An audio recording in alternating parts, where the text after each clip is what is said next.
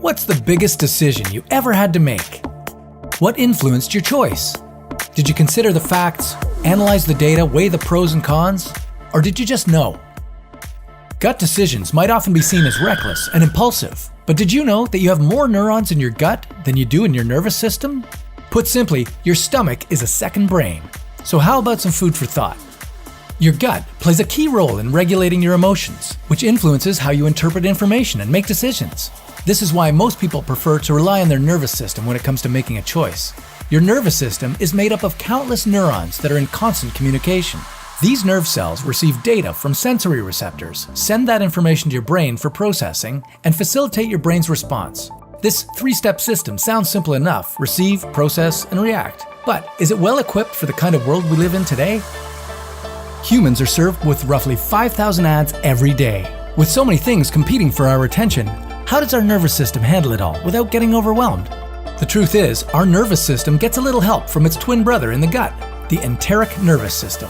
While they may not be identical twins, the enteric nervous system is often referred to as your second brain, since it performs similar functions to your nervous system. Millions of neurons line your esophagus, stomach, small intestine, and colon. These include major neurotransmitters like serotonin and dopamine that help regulate your emotions. These neurons talk frequently with the brain, but they're powerful enough to act on their own accord, which may explain why you're suddenly craving a cheeseburger, or why you're suddenly having a bad feeling about this.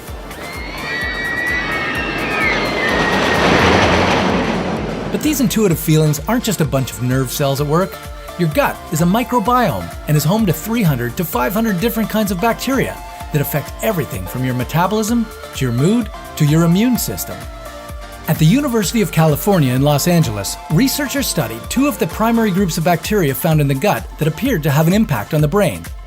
Working with a sample of 40 healthy women, researchers found that those who had higher levels of a bacteria called Prevotella had greater connectivity between emotional and sensory brain regions, while also having a smaller and less active hippocampus.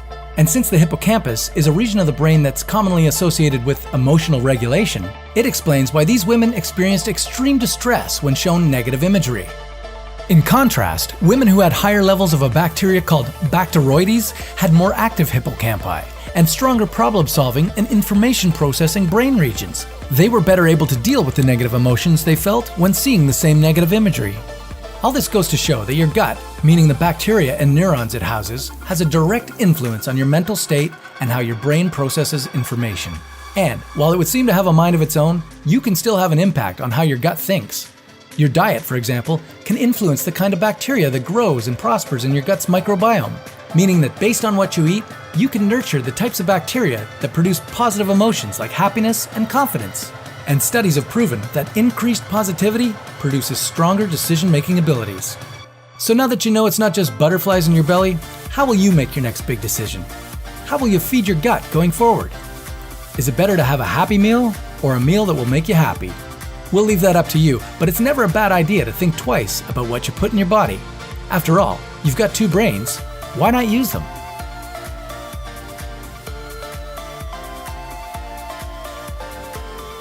Want proof of a good gut decision? In the 1930s, stomach cancer was the leading cause of death in the United States. Today, it's not nearly as high, and that's because we've changed the way we eat. As refrigeration became more popular, more fresh fruits and vegetables became available, and we didn't have to eat as much salted and smoked meats. That said, a little indulgence never killed anybody either.